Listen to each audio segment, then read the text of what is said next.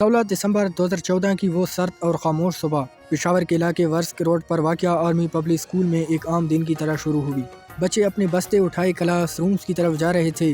کچھ طلباء ایڈیٹوریم میں سرگرمیوں کے لیے جمع تھے۔ اساتذہ مستقبل کے معماروں کو پڑھانے میں مصروف تھے۔ کسی کو اندازہ نہیں تھا کہ چند ہی لمحوں بعد یہ تعلیمی ادارے ان کا گہوارہ نہیں بلکہ قیامت کا منظر بننے والا ہے۔ اس خونی سانے کی بنیاد دراصل قبائلی علاقوں میں پاک فوج کے جاری آپریشن ضرب عضب کے بعد رکھی گئی، جب تحریک طالبان پاکستان TTP کی قیادت خصوصاً مولانا فضل اللہ نے پاکستان اور بالخصوص پاک فوج کو ایک ایسا زخم دینے کا فیصلہ کیا جو نسلوں تک یاد رکھا جائے۔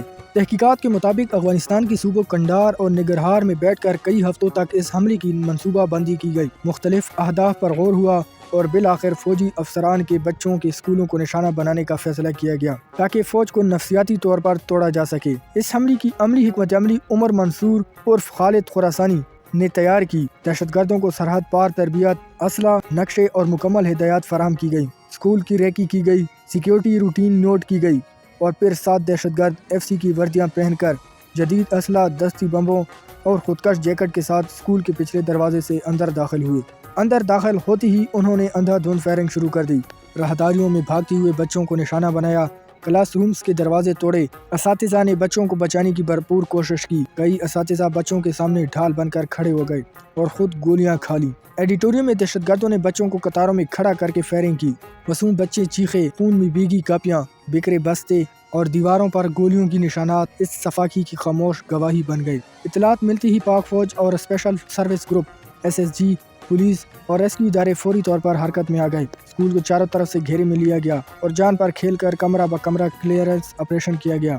کئی بچوں کو کھڑکیوں، دیواروں اور چھتوں کے ذریعے بحفاظت باہر نکالا گیا۔ شدید مقابلے کے بعد تمام 7 دہشت گرد موقع پر ہی ہلاک کر دیے گئے، مگر تب تک پاکستان 132 معصوم بچوں سمیت 144 قیمتی جانوں سے محروم ہو چکا تھا۔ پورا ملک سوگ میں ڈوب گیا، گھروں میں ماتم، جنازوں میں سسکیاں اور ہر آنکھ میں ایک ہی سوال تھا کہ آخر کب تک۔ اس سانحہ کے بعد ریاستی سطح پر جامع تحقیقات کی گئیں، سہولت کاروں کی نشاندہی ہوئی، گرفتاریاں عمل میں آئیں، اعترافی بیانات سامنے آئے، نیشنل ایکشن پلان نافذ کیا گیا، فوجی عدالتیں قائم ہوئی، دہشت گرد نیٹ ورکس کو توڑا گیا اور دہشت گردوں اور ان کے سہولت کاروں کو سزائیں دی گئی۔ پاک فوج نے قبائلی علاقوں اور سرحدی خطوں میں آپریشن مزید تیز کیے۔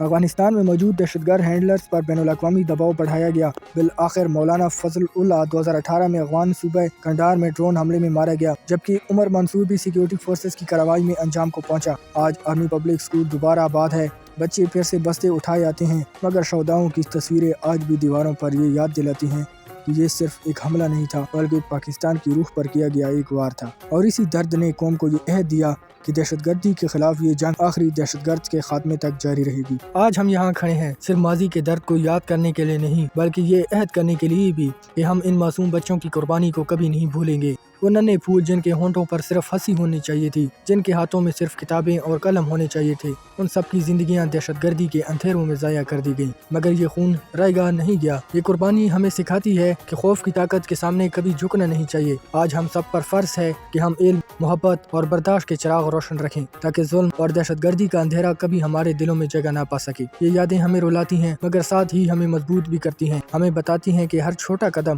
ہر اچھا عمل، ہر آواز جو ہم نے انصاف اور امن کے لیے اٹھائی وہ اسی شہادت کا حصہ ہے۔ APS کے شہداء نے ہمیں یہ سکھایا کہ مستقبل کی حفاظت صرف بندوق سے نہیں بلکہ شعور، محبت اور تعلیم کے ذریعے ممکن ہے۔ ہم ان کے جذبے کو زندہ رکھیں، ان کے خوابوں کو پورا کرنے کے لیے کوشش کریں اور دنیا کو ایک ایسی جگہ بنائیں گے جہاں کوئی معصوم خوف کے مارے نہیں روئے۔ آج ہم صرف ان کو یاد نہیں کر رہے بلکہ وعدہ بھی کر رہے ہیں کہ ان کی قربانی رائے گاہ نہیں جائے گی اور ہم سب مل کر ایک پرامن، محفوظ اور روشن کل کی تعمیر کریں گے۔